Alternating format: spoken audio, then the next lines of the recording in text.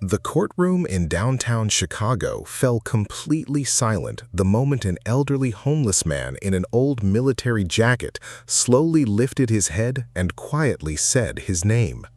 But only seconds later, the judge turned pale after seeing his military record because the man standing before her was someone she had been searching for almost 20 years. Heavy, wet snow was falling over Chicago while the freezing wind swept through the narrow streets near Jefferson Street. Sitting beside the service entrance of a small cafe was a gray-haired man with exhausted eyes and deep lines across his face. His name was Raymond Hale, and years ago he had been a United States Marine Staff Sergeant who survived some of the deadliest battles in Iraq. Now he lived on the streets, sleeping beside a warm ventilation outlet behind the cafe because the shelters were often full at night. The workers at the cafe knew Raymond well. A cook named Leo Henderson would sometimes leave hot soup or sandwiches for him while pretending he was simply throwing away extra food. Raymond never begged for money and never caused trouble. But that night, the owner of a nearby store once again called the police to complain about the homeless man behind the cafe. When the officers arrived in the alley, Raymond was sitting against the wall trying to warm his hands. A young officer named Reynolds ordered him to leave immediately, but Raymond calmly explained that he only wanted to finish his sandwich and warm up after spending hours outside in the freezing cold. The officers were already irritated by repeated complaints from local businesses, so they refused to listen. When one of them suddenly grabbed Raymond by the arm, old military instincts reacted faster than his thoughts, and the veteran instinctively pulled away. Within seconds, they forced him onto the wet pavement and handcuffed him in the middle of the snow-covered alley. The next morning, Raymond sat quietly inside the Cook County Courthouse, staring at the floor while holding an old wool hat in his trembling hands. To everyone else in the room, he looked like just another homeless man facing court for a minor offense. Judge Evelyn Carter calmly reviewed the case documents and read the charges in a cold, professional voice until her eyes suddenly stopped on a single line inside his military file. Her fingers trembled slightly, and her heartbeat quickened as she saw a familiar name she had not heard in nearly 20 years. This was the same man who had once carried her younger brother out of heavy enemy fire during a battle in Fallujah before disappearing after the war without a trace. Judge Evelyn Carter tried to remain calm, but inside she felt completely shaken, because the name Raymond Hale was far more than just another line in a military file. She remembered that name from the letters written by her younger brother Andrew Carter, a United States Marine who had been killed in Iraq back in 2004. While the prosecutor continued reading the charges, Evelyn could barely hear his voice anymore because her mind had already drifted back to the terrible day when two Marine officers arrived at her parents' home in Boston and informed them that Andrew had died during a patrol near Fallujah. After the funeral, Evelyn spent countless nights rereading the final letter her brother had sent home only days before his death. In that letter, Andrew described the horrifying ambush their convoy had faced in the middle of the Iraqi desert. He wrote that bullets were flying from every direction while one of the armored vehicles exploded directly in front of them. According to Andrew, it was Staff Sergeant Raymond Hale who charged into the gunfire to pull wounded Marines out of the road, even after being shot in the shoulder himself. Andrew wrote one sentence that Evelyn still remembered word for word almost 20 years later. If it wasn't for Hale, half of our platoon would already be dead. Now, that same man stood in front of her wearing a dirty old military coat and looking like life had completely broken him after the war. Evelyn slowly lifted her eyes and studied Raymond carefully for the first time. Despite the gray hair, the exhaustion, and the deep wrinkles across his face, she could still see the Marine her brother had once admired so deeply. Raymond, meanwhile, stood silently before the court without the slightest idea why the judge kept staring at him that way. He had grown used to being invisible to people and assumed he was about to hear another punishment like always.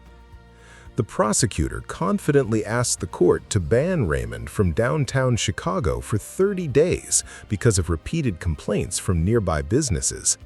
For Raymond, that punishment would mean losing the only area where he could occasionally find food, warmth, and shelter during freezing nights.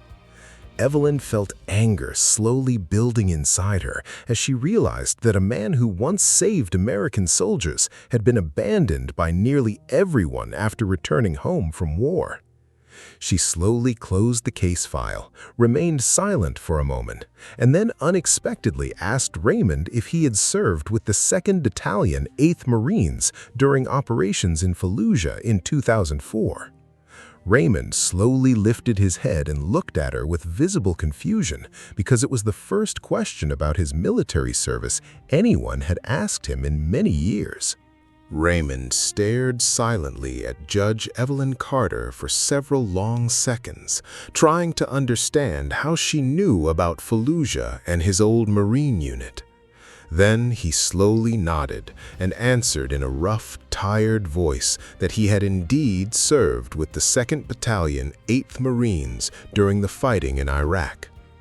The entire courtroom became perfectly still when Evelyn asked him whether he remembered a young lieutenant named Andrew Carter.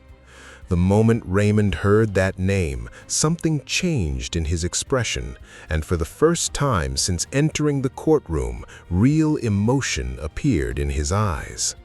He lowered his head and quietly admitted that he could never forget Andrew because he had been one of the few officers who never hid behind his soldiers during combat.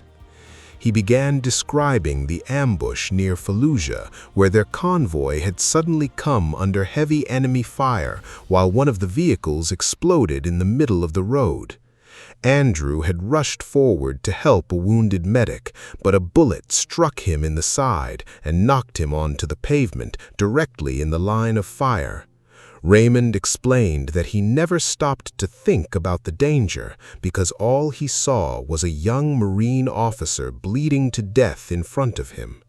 He sprinted across the open road, grabbed Andrew by his vest, and dragged him toward cover while bullets slammed into the asphalt all around them.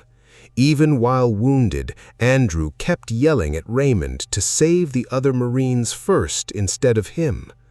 The courtroom listened in complete silence, and even the prosecutor no longer tried to interrupt the veteran. Then Evelyn finally revealed the truth she had been hiding since the hearing began. In a trembling voice, she told Raymond that Andrew Carter had been her younger brother. Raymond froze as if the ground beneath him had disappeared. His hands began shaking visibly while he slowly lifted his eyes toward Evelyn. Only then did he finally notice the familiar features in her face that he had once seen in an old photograph Andrew carried during deployment. Evelyn explained that after her brother's death, she spent years trying to find Raymond so she could personally thank the man who had saved Andrew's life and given her family 2 more precious weeks with him before he was killed. Raymond let out a heavy breath and admitted that his own life had fallen apart soon after returning from war. The nightmares, panic attacks, and memories from Iraq never stopped haunting him, while the Veterans Affairs system delayed his treatment and disability benefits for years. His wife eventually left him because she could no longer handle his emotional breakdowns, and after losing his construction job, Raymond lost his home and eventually ended up living on the streets. At that exact moment, the courtroom doors suddenly opened and 3 men wearing full United States Marine Corps dress uniforms walked inside. Leading them was Colonel James Daniels, the same commanding officer who had once served with Andrew Carter in Iraq. One of the Marines carried a dark wooden case with the gold emblem of the Marine Corps on its lid, and the moment Raymond saw it, confusion filled his eyes. because he had no idea that his entire life was about to change. Raymond listened silently, while his hands trembled harder than they had during his arrest the night before. For almost 20 years, he had lived believing that everyone had forgotten him the moment he returned home from Iraq. When the hearing finally ended, people throughout the courtroom slowly began standing to their feet.